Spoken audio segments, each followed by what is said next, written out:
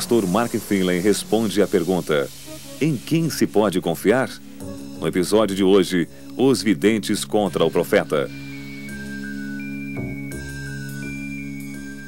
Não faz muitos anos eu estava em frente ao caixa de um mercadinho próximo à minha casa. Enquanto eu aguardava, eu olhei as manchetes de alguns jornais sensacionalistas. Quero assegurar a vocês de que eu não leio este tipo de literatura. E do meu ponto de vista, este tipo de literatura é para pessoas de mente muito estreita. Para se acreditar neste tipo de sensacionalismo, tem que se ter uma mente muito estreita. Então, quando eu estava parado em frente ao caixa, eu olhei para este jornal sensacionalista e eu olhei muitas vezes. Eu olhei 2 vezes, depois eu olhei 3 vezes. Então eu parei, olhei de novo e eu o comprei. Porém, eu quero assegurar a vocês de que o motivo que me fez comprar o jornal foi por causa da manchete que dizia assim: Predições Bíblicas para 1996. E eu queria descobrir o que estes jornais falavam sobre as predições bíblicas para 96. Portanto, se você está interessado nas predições bíblicas para 96, aqui estão elas. Número 1. Fevereiro de 1996. Me desculpem, já passamos desta data, mas de qualquer forma, milhares e milhares de pessoas seriam convertidas ao cristianismo. Eles perderam esta e não foi a única. Em julho, uma imagem de Jesus mais alta do que o Corcovado apareceria sobre a capital dos Estados Unidos e milhões se converteriam. Na primavera de 1996 estaria prevista uma grande seca e milhões de pessoas morreriam de fome por todo o país. Em julho e agosto, os 4 cavaleiros seriam vistos nos céus de Montreal, isso em 96, e depois sobre Copenhague. Então, em setembro, um dos maiores eventos de todos, um evangelista estaria pregando. As câmeras estariam gravando em vídeo. E isto é verdade, isto era o que aquele jornal estava dizendo. Esse pregador seria levado para o céu. E eu estava louvando ao Senhor, pois talvez fosse eu, talvez numa de nossas conferências. Porém, eles disseram que seria em setembro. Então, eles perderam nossa gravação aqui e com certeza não seria eu. Quando eu li isto, eu pensei, estas são as supostas predições bíblicas para 1996? E fiquei procurando quantos textos bíblicos o artigo tinha. Li todo ele. E não havia nenhum texto bíblico. Então eu disse para mim mesmo, por que os diretores destes jornais sensacionalistas, por que os editores destes jornais sensacionalistas publicariam um artigo e transformariam este artigo na principal manchete de seu jornal, Predições Bíblicas para 96? Por que fariam isto? Fariam isto por serem estudantes de profecias bíblicas? Seria esse o motivo? Ou fariam isto porque teriam o desejo sincero de ensinar as pessoas sobre a Bíblia? Você acha que é isto? Por que você acha que eles fariam isto? Eles são motivados por um profeta, Margem. E eles sabem que precisam vender jornais. Agora, isto me leva a pensar numa coisa. Se eles são motivados pelo profeta Margem, cujo lema é dinheiro, eles sabem que uma manchete com as profecias bíblicas para 96 vende. O que eles sabem? Eles sabem que ao redor do mundo, homens e mulheres estão com a febre do milênio. E estão olhando para o ano 2000. E se eles publicam que alguma coisa maravilhosa e decisiva está para acontecer, eles reconhecem que ganham vantagem com estas pessoas que olham conflito em nosso mundo e a instabilidade do mundo e imaginam o que o futuro trará. Isto me leva a uma pergunta. Nisto tudo há a palavra do Senhor? Existe alguma coisa que Deus tenha a nos dizer ao nos aproximarmos do fim dos tempos? O futuro é obscuro. O futuro é nublado. O futuro é incerto. O futuro está nebuloso. O futuro está escuro. O futuro é uma incógnita. O que o futuro nos reserva? Pegue a sua Bíblia, por favor, e abra em Daniel, no 2º capítulo. Porque aqui, nas antigas profecias de Daniel, Deus revela para nós um sonho no quarto de um antigo rei e prediz o futuro 2.500 anos antes.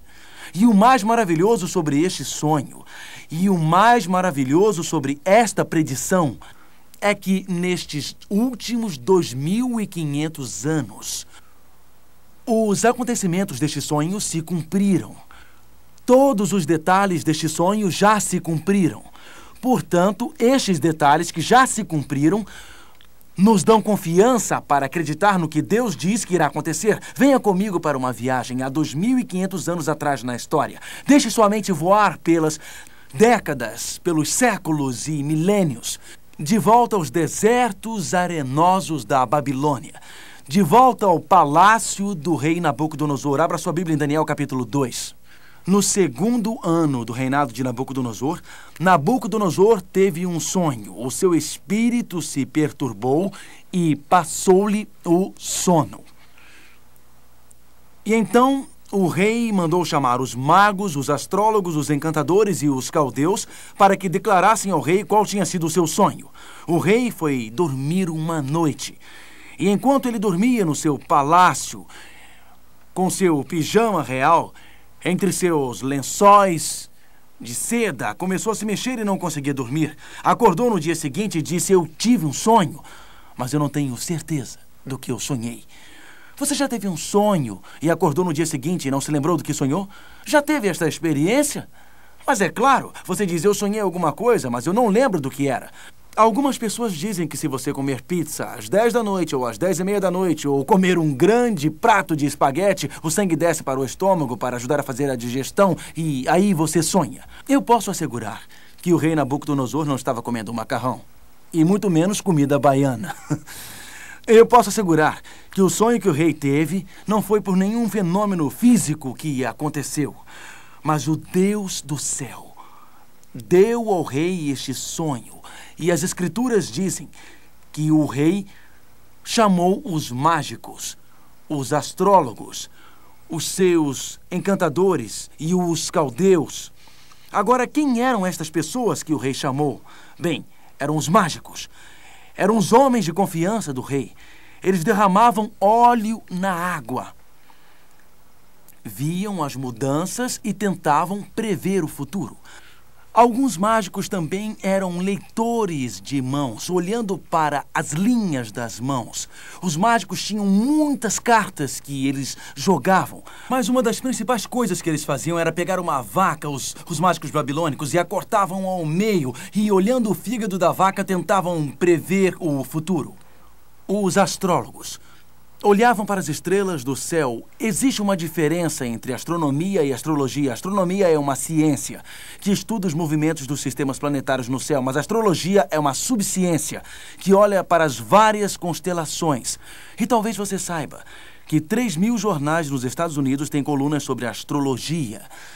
E muitas pessoas orientam toda a sua vida, toda manhã ao acordar, pelo horóscopo.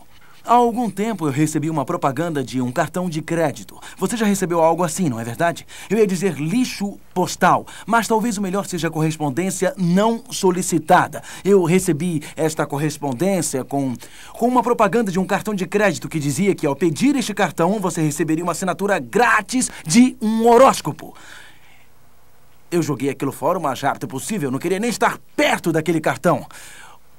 Os astrólogos, tentando guiar a vida pelo movimento das estrelas nos céus.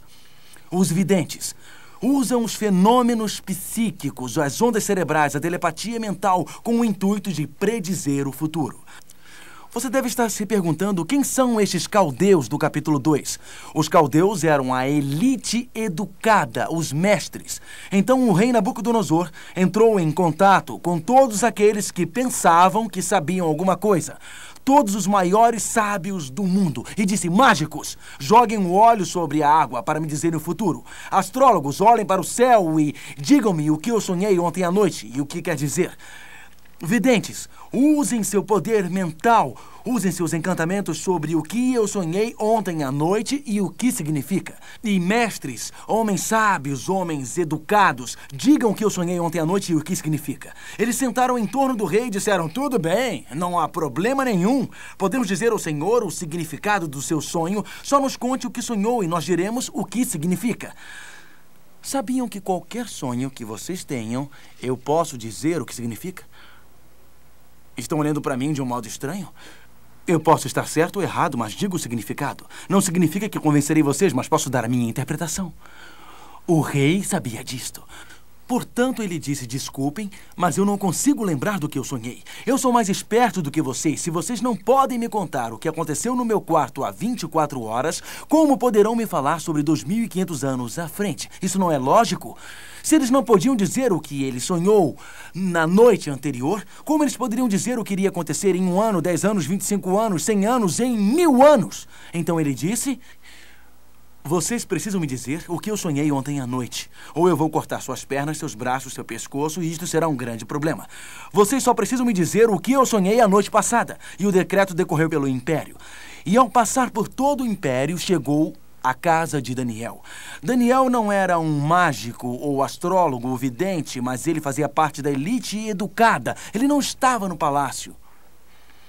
E quando o decreto chegou até Daniel, Daniel disse... Espere.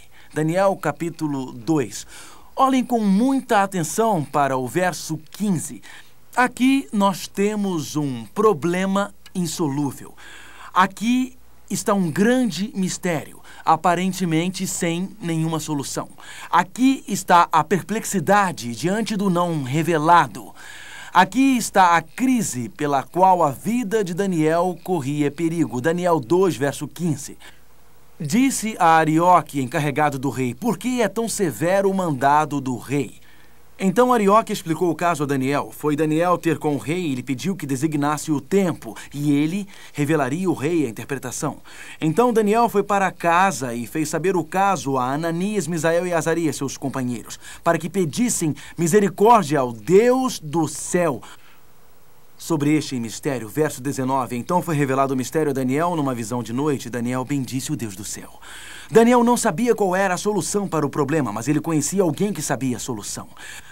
Daniel não sabia a resposta para a pergunta, mas ele conhecia alguém que sabia a resposta. Daniel não sabia o que fazer, mas ele sabia como fazer. Daniel achou um lugar sagrado de oração onde os mistérios eram revelados para ele pessoalmente. E nas crises, no final dos tempos, haverá muitos problemas que nós nunca conseguiremos resolver, senão pela oração. Os problemas que enfrentaremos com o casamento, em casa, com as nossas crianças, os problemas financeiros, problemas de saúde. Notem que no mundo de hoje, quase sempre existe alguém que resolve problemas. Qualquer doença que você tenha, sempre existe um especialista. Especialista em olhos, em nariz, especialista em dentes, especialista em costas, especialista em joelho, especialista em dedo mindinho, especialista em dedo polegar, especialista em narina esquerda, em narina direita. Você tem especialista até para a sua orelha esquerda. Por favor, não me entendam mal. Eu louvo a Deus pela ciência médica e pelos especialistas. Não é esta a questão. A questão é que para qualquer problema que você tenha, pode-se achar alguém que oferece a solução. Se você tem problemas financeiros, existe todo tipo de agências financeiras e vários bancos que ajudam a resolver o seu problema. O que eu estou dizendo não é verdade? Se você tem problema com o seu carro, existem especialistas que podem resolver o seu problema. E se você tem problema com o casamento, você tem conselheiros nos muitos jornais. Eu não estou sugerindo de modo nenhum. Tudo o que eu quero dizer é que quando chegarmos à crise no final dos tempos, não haverá nenhum ser humano que poderá resolver este tipo de problema. Ninguém! A única solução para os problemas é fazer como Daniel, de joelhos, procurando a Deus. A única solução era a solução divina. E quando você chegar ao fim da jornada, quando você chegar ao final da sua vida, depois de tentar todas as soluções humanas, e você estiver frustrado e exausto, não existirá outro caminho a seguir. Só existirá um caminho a seguir. Pois Daniel achou a resposta no lugar sagrado de oração. Com Cristo você pode achar a solução. E Deus revelou aquele sonho a Daniel. E Daniel conhecia o sonho antes do rei, dos mágicos, dos astrólogos, dos videntes, da elite educada, que não pôde interpretá-lo. Daniel sabia antes do rei. E ele disse em Daniel capítulo 2... verso 28, Daniel capítulo 2, verso 28, mas há um Deus nos céus. Não é pode haver um Deus nos céus. Não é talvez haja um Deus nos céus. Não é porventura há um Deus nos céus. Não é eu acho que há um Deus nos céus. Existe um Deus nos céus. Eu gosto desse texto, você não? Eu gosto da segurança deste texto. Existe um Deus nos céus que revela segredos. Alguns segredos da sua vida.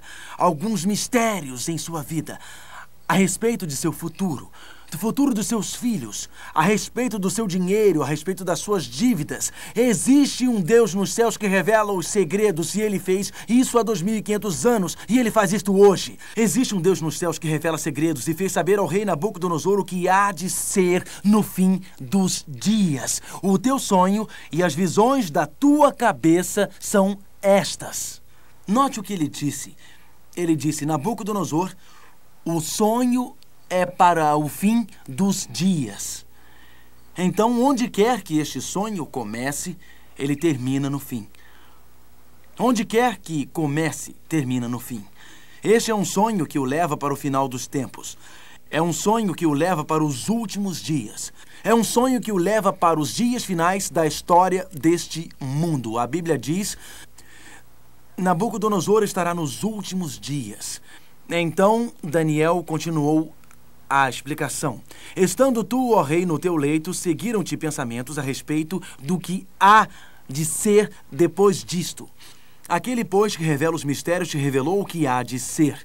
Daniel 2:29. Tu, ó rei, estavas vendo, e eis que uma grande estátua. Esta estátua, esta que era imensa, era de extraordinário esplendor. A cabeça era de fino ouro. O peito e os braços de prata, o ventre e os quadris de bronze, as pernas de ferro, os pés em parte de ferro, em parte de barro. Vejam aqui, notem os versos 34 e 35. Quando estavas olhando, uma pedra foi cortada sem auxílio de mãos. Feriu a estátua nos pés de ferro e de barro, e depois os esmiuçou. Então foi juntamente esmiuçado o ferro, o barro e o bronze, a prata e o ouro, os quais se fizeram como a palha das eiras no estio. E o vento os levou.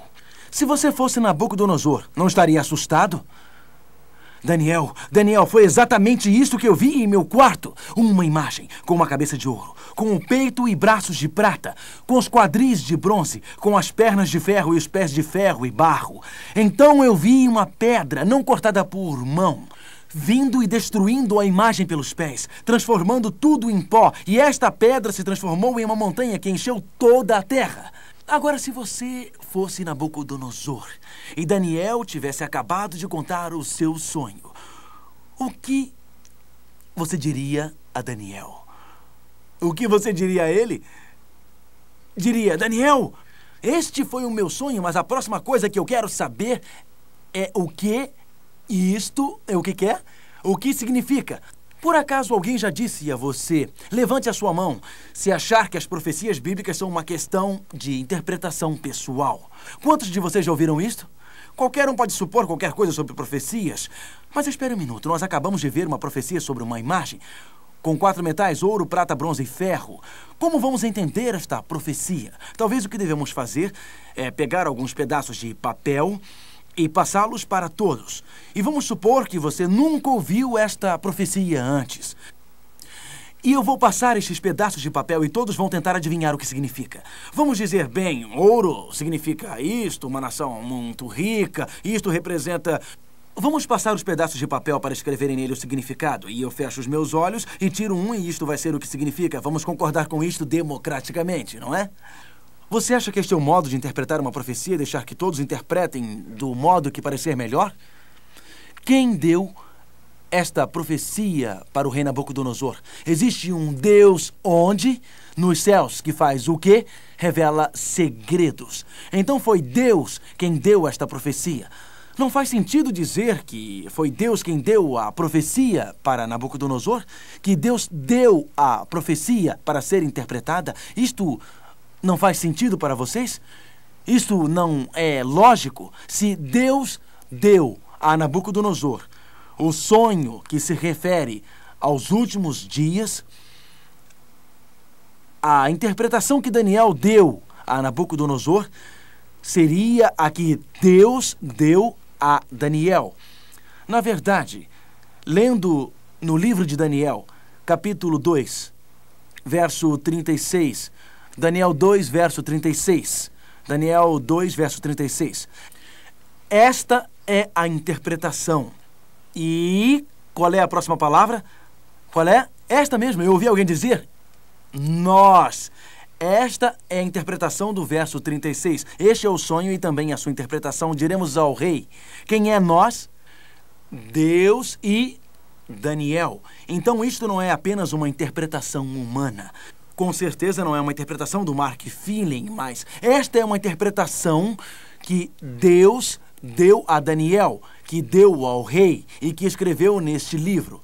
Notem, tu, ó rei, rei de reis, a quem o Deus do céu conferiu o reino, o poder e a força e a glória. Daniel e Deus estão explicando o sonho, a cujas mãos foram entregues os filhos dos homens onde quer que eles habitem, e os animais do campo e as aves dos céus, para que dominassem sobre todos eles. Tu és a cabeça de ouro. Então Daniel olha para Nabucodonosor e diz para Nabucodonosor: você, ó rei, é esta cabeça de ouro. Quem então representa a cabeça de ouro? Nabucodonosor ou o reino de Nabucodonosor? Devemos interpretar isto particularmente?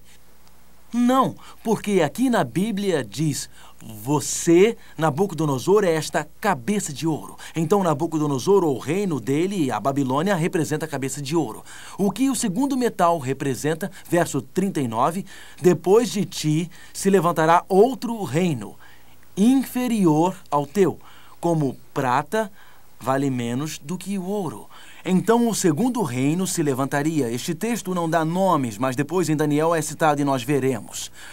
E um terceiro reino de bronze. E então um quarto reino tão forte quanto o ferro, verso 40. Agora notem, no verso 41, onde você viu dedos e pé em parte de ferro e parte de barro, este reino será dividido. E então nós temos 4 metais. Quais são eles, por favor? 4 metais? Ouro, prata, bronze, ferro e os dedos, sabe de quê? Barro e ferro. O primeiro metal, o segundo metal, o terceiro metal e o quarto metal, todos representam, de acordo com a Bíblia, um reino. A Bíblia diz que existe um primeiro reino, que é o reino de Nabucodonosor, chamado como Babilônia.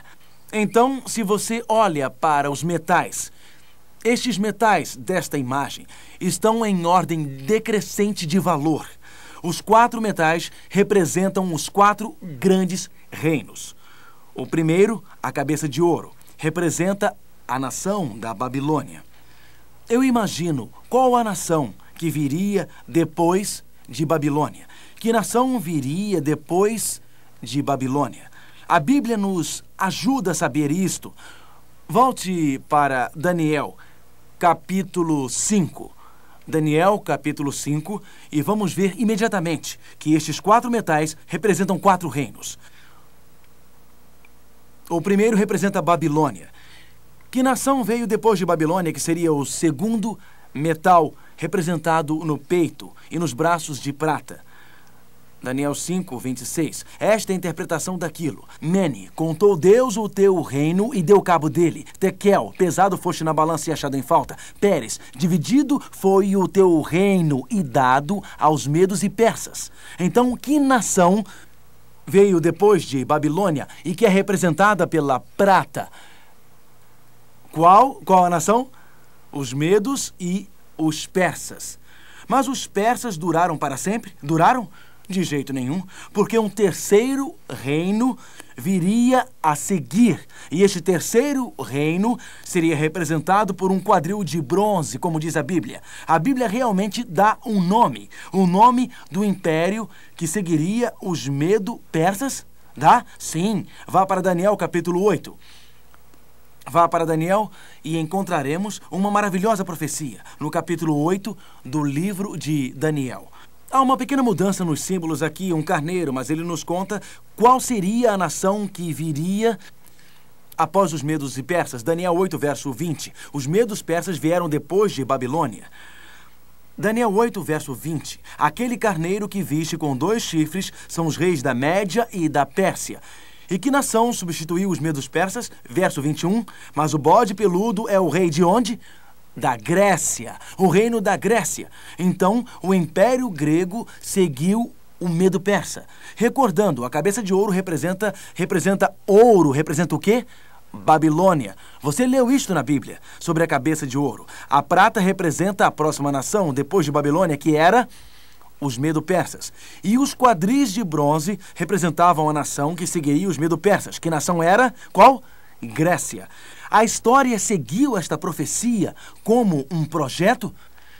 Sim, na verdade, como vamos ver agora, seguiu maravilhosamente. Então a Bíblia diz, e haveria pernas de ferro no 4º reino.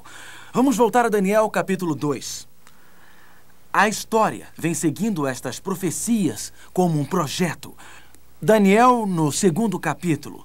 Vejam em Daniel 2, verso 40. O 4º reino será forte como o ferro. 1º reino, Babilônia. 2º reino, Medo-Pérsia. 3º reino, Grécia.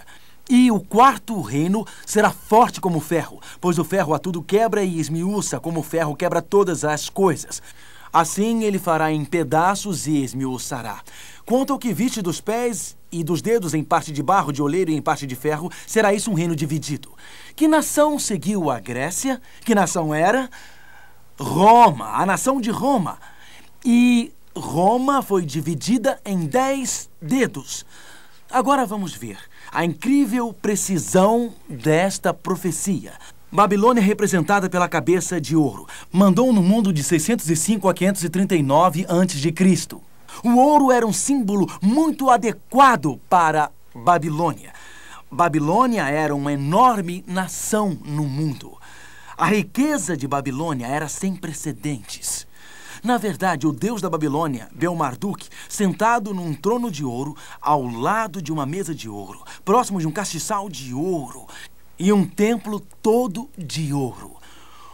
Ouro é o símbolo ideal para a Babilônia. De fato, o profeta Jeremias, no capítulo 51 de seu livro, diz: Velha Babilônia, o império de ouro.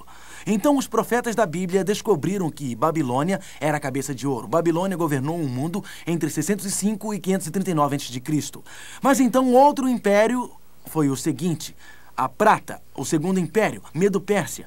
E os medos e os persas venceram os babilônicos em 539 a.C. Agora, a Babilônia era um império tão grande, tão fantástico, que tinha muros com cerca de 30 metros de altura. Os muros da Babilônia eram tão largos que 2 carruagens poderiam trafegar sobre eles lado a lado. Um rio passava por dentro da Babilônia, provendo um constante suprimento de água.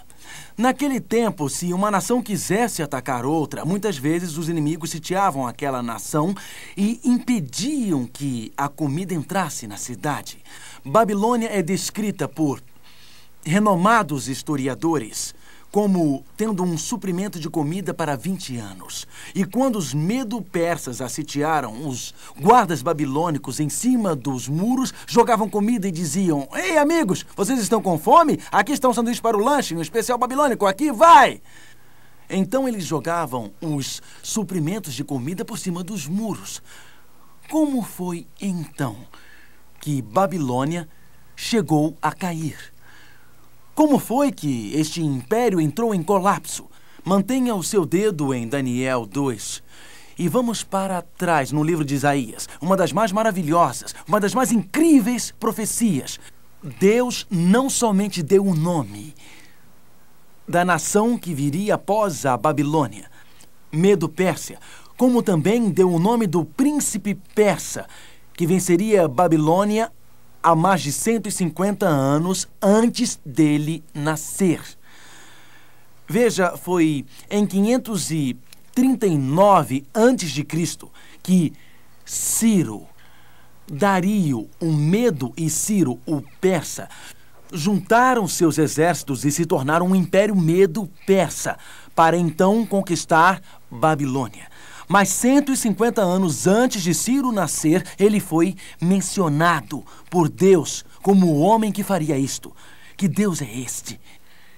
Que Deus é este? Os videntes podem adivinhar, os astrólogos podem querer, os adivinhos e os mágicos podem até especular, mas profecia não é adivinhar, é saber. Porque olha para o futuro com os olhos de Deus. Veja, 150 anos antes dele nascer, Isaías 44, verso 27 e 28. Isaías 44, verso 27 e 28. Que profecia magnífica! Isaías 44, versos 27 e 28. Que digo à profundeza das águas, seca-te e eu secarei os teus rios. Que digo de Ciro, ele é meu pastor e cumprirá tudo o que me apraz. Que digo também de Jerusalém, será edificada e do templo será fundado. Lembram-se que em 605... Nabucodonosor atacou Jerusalém, que foi destruída, e Daniel e seus amigos foram cativos. Mas este cativeiro teve um fim, e quando se aproxima este final, Deus disse em Isaías, 150 anos antes de Ciro ter nascido, você será meu pastor, liderará meu rebanho de Israel de volta a Jerusalém e reconstruirá Jerusalém. Ele nem tinha nascido ainda, e Deus já mencionara o seu nome. Isaías 45, verso 1. Assim diz o Senhor ao seu ungido, a Ciro, a quem tomou pela mão direita para bater as nações ante a sua face e descingir os lombos dos reis, para abrir diante dele as portas que não se fecharão. Notem, um homem chamado Ciro, que era persa, ele secou o leito do rio, onde havia 2 portões para transpor. O que aconteceu? Os historiadores nos dizem, eu já estive no Grande Museu Britânico em Londres, eu vi o famoso cilindro de Ciro, eu vi com os meus olhos, levei os meus alunos até lá. E o cilindro de Ciro é um achado arqueológico com uma gravação na pedra, dizendo como os medo-persas venceram Babilônia. Ali diz o que Ciro fez. Um rio passava pelo centro da Babilônia. E ele cavou um grande reservatório, o rio acima. Desviou o rio para o reservatório e secou uma parte do rio. E marchou pelo rio seco sob os portões. Mas ainda tinha uns muros ao longo do rio seco. E qualquer um que passasse pelo primeiro muro tinha que enfrentar os demais muros. Mas os portões interiores foram deixados abertos porque os babilônios estavam bêbados, festejando naquela noite. Portanto, o rio estava seco. E os portões estavam abertos. Ciro foi mencionado 150 anos antes de nascer e os medo-persas conquistaram a Babilônia. A profecia não adivinha. A profecia sabe. A Babilônia segue-se. A Medo-Pérsia, exatamente como a Bíblia previu. A Bíblia diz, outra nação se levantaria, e assim aconteceu. Olhando para a nação grega, notamos que ela dominou o mundo de 331 a.C., até 168 a.C., Alexandre o Grande, aquele famoso líder grego que conquistou o mundo com a idade de 32 anos e depois morreu. Ele realmente morreu de forma estúpida, pensando que tinha conquistado o mundo. Jesus morreu na cruz com 33 anos, com pregos em suas mãos e uma coroa na cabeça. O sangue escorrendo por sua face, foi assim que ele morreu, conquistando o verdadeiro domínio do mundo. Jesus e Alexandre, um tinha todos os reinos deste mundo, porém morreu sem nada. O outro não tinha nada neste mundo, porém morreu tendo tudo. Qualquer pessoa que se vende para os Alexandres desta terra, os quais já oferecem o domínio do mundo, quando chega o fim da vida, alguém diz, em seu último suspiro, quando está morrendo, a terapia não funcionou, a quimioterapia não funcionou e você está deitado na cama. Seu último suspiro, quando um ataque cardíaco o leva e está sendo levado para o túmulo, a única coisa que importa é ter conhecido Jesus. É ter um senso de que a sua vida é diferente com ele, é ter vida eterna. Alexandre não tinha isto, ele foi para o túmulo sem conhecer esta paz e este senso que só existe através de Cristo. Os reinos deste mundo não podem oferecer isto a você, amigo. Mas a Grécia desapareceria e um outro reino se levantaria, Roma, que dominou o mundo de 168 a.C. até 351 depois de Cristo. As pernas de ferro. Agora preste atenção. Ouro, prata, bronze e ferro estão em valor decrescente. O ouro é o mais valioso, a prata é a menos valiosa. O bronze é menos valioso, o ferro é menos valioso. Estamos caindo geração após geração na história, onde a moralidade está se desgastando dia após dia, onde não existe limite para a sociedade, onde a sociedade finalmente chegar, os pés de ferro e barro desmoronando e toda a sociedade está prestes a cair. A palavra de Deus tem predito o futuro corretamente. A Babilônia, Medo-Pérsia, Grécia, Roma. E então a Bíblia diz, vamos voltar a Daniel capítulo 2. Bem, se eu não estivesse profetizando uma profecia humana, vocês sabem o que eu diria? Eu profetizaria ouro, prata, bronze, ferro, cobre, estanho, zinco, magnésio. Em outras palavras, você ficaria profetizando apenas metais e diria Babilônia, a primeira nação, e outra nação, outra nação, outra nação. Isso não é lógico. Se tem 4 metais, pode ter 5 metais. E se tem 5 metais, pode ter 6 metais. E se tem 6 metais, pode ter 7 metais. Do ponto de vista humano, isto não é lógico. Por que a profecia não disse existiria uma Babilônia e depois outra e outra e outra? Nós já mostramos que Deus disse o nome Medo-Pérsia. E ele disse o nome 150 anos antes de existir. Deus disse o nome da Grécia 200 anos antes de surgir. Deus disse o nome de Ciro. Profecia não é algum misticismo vago e comum. Ela é exata e específica, porque o Deus dos céus é quem prediz o futuro. Mas, se eu fosse profetizar, como já disse, eu diria ouro, prata, bronze, ferro, cobre, estanho e zinco. Mas o que Deus diz sobre as pernas de ferro, o que Deus diz no verso 41... Quanto ao que viste dos pés e dos dedos, em parte de barro de oleiro e em parte de ferro, será isso um reino dividido Roma. Contudo, haverá nele alguma coisa da firmeza do ferro, pois que viste o ferro misturado com o barro de lodo. Como os dedos dos pés eram em parte de ferro e em parte de barro, assim, por uma parte o reino será forte e por outra será frágil. Agora note que esta profecia diz que não haverá um quinto império com domínio mundial depois de Roma, mas o reino seria o quê? O que seria? Dividido. Roma foi dividida de 351 depois de Cristo até 476 depois de Cristo. Os 10 dedos representam a dissolução do Império Romano. E as 10 divisões de 351 depois de Cristo até 476, os alamanos, os ostrogodos, os visigodos, os anglo-saxões, os alemães vêm descendo do norte.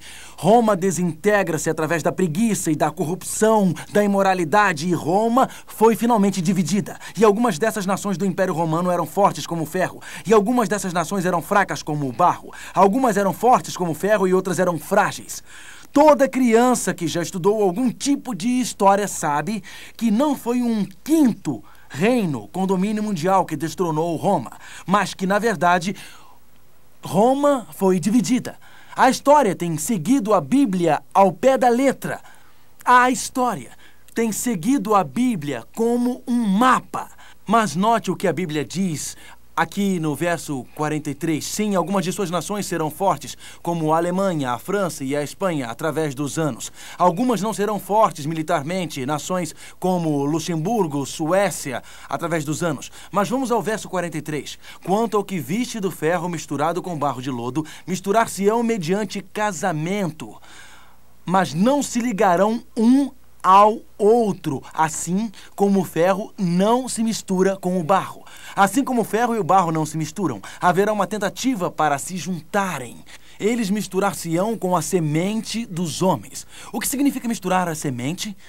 A história dos europeus, uma história de reis e governantes tentando casar os seus filhos com as filhas de outros impérios poderosos. E você vê impérios tentando se unir para formar uma grande unidade familiar e dominar toda a Europa. O rei da Dinamarca, ele fez isso, tentando casar seus filhos e suas filhas com outros membros de famílias reais pela Europa. O rei da Espanha fez isto, o rei da Áustria fez isto, e houve várias tentativas de unir a Europa através da mistura das sementes e da mistura de sangue. Misturar-se-ão mediante casamento, mas não se, o que, amigos? Ligarão um ao outro. A Bíblia diz que não se ligarão. Mas a Bíblia também indica que haverá batalhas políticas, haverá conflitos, haverá guerras na tentativa de unir toda a Europa. Carlos V, Carlos Magno tentaram restaurar o Império Romano. Napoleão. Você sabe, Napoleão foi derrotado em 1815, na Batalha de Waterloo. Napoleão disse: "O Deus Todo-Poderoso é demais para mim." Claro, teve Carlos Magno. Você teve Hitler. Você teve Carlos V. Hitler tentou unir toda a Europa. Seus tanques partiram para os Países Baixos. Mas o que aconteceu? Estranhamente, do outro lado do continente, houve uma precipitação e os tanques foram retardados. Um dos seus generais de confiança deixou o comando para ir para casa numas férias curtas antes do ataque final. Os tanques foram retardados pela chuva. O general viajou, uma neblina cobriu toda a costa. Então os barcos vieram e evacuaram o famoso desembarque de Dunkerque. As forças britânicas se reagruparam, as forças aliadas americanas se reagruparam. Milagrosamente, a Europa foi salva. Era bem possível que toda a Europa caísse. Mas o sonho de Daniel 2 diz que eles não se ligarão um ao outro. Estas palavras têm detido todos os que querem conquistar a Europa. Por um tempo parecia que o comunismo estava se espalhando além da fronteira da Rússia, até a Ucrânia, até a Hungria, Polônia, Iugoslávia, o lado oriental comunista. Mas ele foi detido. Por quê? Porque existe um sonho em Daniel capítulo 2. A história tem seguido ao pé da letra. A profecia não adivinha. Ela sabe. A profecia não deseja ou tem esperança. Ela é precisa. Porque Deus está guiando o destino das nações. Note o que a Bíblia diz no verso 43 e 44. Europa desunida. Quanto ao que viste do ferro, misturado com barro de lodo, misturar-se-ão mediante casamento, mas não se ligarão um ao outro, assim como o ferro não se mistura com o barro. Mas nos dias destes reis, o Deus do céu suscitará um reino que não será jamais destruído. Sim, a Bíblia profetizou que a Europa nunca mais seria uma nação unificada politicamente sob um único governante. E profetizou o dia quando eles tentariam unir a Europa economicamente, o dia em que eles tentariam unir a Europa politicamente, o dia em que eles tentariam unir a Europa religiosamente, o dia quando eles tentariam unir a Europa socialmente. Mas o Deus do céu suscitará um reino. Então Daniel olha para a imagem. Ele olha para a cabeça de ouro, ele olha para o peito e braços de prata, ele olha para os quadris de bronze, ele olha para as pernas de ferro, ele olha para os pés de ferro e pés de barro, e ele olha novamente para uma pedra misteriosa que foi cortada sem o auxílio de mãos. A pedra cortada sem o auxílio de mãos representa claramente o eterno, interminável reino de Jesus Cristo. Meu amigo, não estamos vivendo na cabeça de ouro, nem no peito e braços de prata, nem nos quadris de bronze, nem nas pernas de ferro, nem nos dias quando os dedos simplesmente se unirão como no começo. Nós estamos vivendo nos dias das unhas dos pés da imagem. O que esta pedra cortada sem o auxílio de mãos representa? Versos 44 e 45. Mas nos dias destes reis, o Deus do céu suscitará um reino que não será jamais destruído. Babilônia surgiu e caiu. Medo-Pérsia surgiu e caiu. Grécia surgiu e caiu. Roma surgiu e caiu. Mas então, uma pedra cortada sem auxílio de mãos, a tentativa de unificar a Europa, despedaça a imagem. E qual o reino que permanece para sempre? Vamos ao verso 45. Verso 44. Mas nos dias destes reis, o Deus do céu suscitará um reino que não será jamais destruído. Este reino não passará a outro povo. Esmiuçará e consumirá todos esses reinos, mas ele mesmo subsistirá para sempre. Como viste, do monte foi cortada uma pedra sem auxílio de mãos, e ela esmiuçou o ferro, o bronze, a prata e o ouro, e o grande Deus fez saber ao rei o que há de ser futuramente. Certo é o que é certo? O sonho. E fiel à interpretação. Fiel. Este mundo não terminará com uma grande guerra nuclear. Este mundo não terminará com uma esmagadora e grande fome. Este mundo não terminará com um terrível terremoto. Não terminará com alguma catástrofe humana. A Babilônia surgiu e caiu. A Medo-Pérsia surgiu e caiu. Grécia surgiu e caiu. Roma surgiu e caiu. O Império Romano foi dividido. Líderes políticos tentaram unificar a Europa, mas não conseguiram. Por 2.500 anos, esta profecia tem sido precisa. Deus diz que o próximo evento na profecia é a pedra cortada sem auxílio de mãos. Aquele reino eterno e interminável. Por toda a Bíblia, Jesus Cristo simboliza esta grande pedra. Simboliza aquilo que é sólido, aquilo que não muda, aquilo que resiste, aquilo que permanece, aquilo que é eterno. Babilônia teve o seu momento de alegria e glória. Medo-Pérsia teve o seu momento de alegria e glória. Grécia teve o seu momento de alegria e glória. Roma teve o seu momento de alegria e glória. Mas aqueles reinos surgiram e desapareceram. Porém, o reino eterno de Cristo está chegando.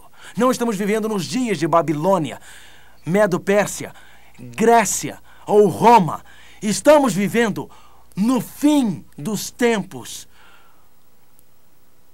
Durante a Segunda Guerra Mundial, quando as bombas estavam caindo sobre Londres, um pai e a filha dele de 6 anos estavam no abrigo antibombas, no porão de uma das igrejas de Londres. A mãe da menina havia morrido num dos ataques aéreos. Seus 2 únicos irmãos haviam morrido naquela noite, correndo para o abrigo na escuridão. A terra estava tremendo. As bombas estavam caindo. Explosões acontecendo por toda parte. Prédios desmoronando. A menina estava com medo. Ela estava chorando e disse: "Papai, papai, segure a minha mão." Ele respondeu: "Estou aqui segurando. Agora durma, querida." Momentos depois, outra bomba caiu e o prédio estava balançando. E ela disse: "Papai, papai, me abrace, papai. Papai, eu estou com medo." E ele disse: "Vai dormir, querida."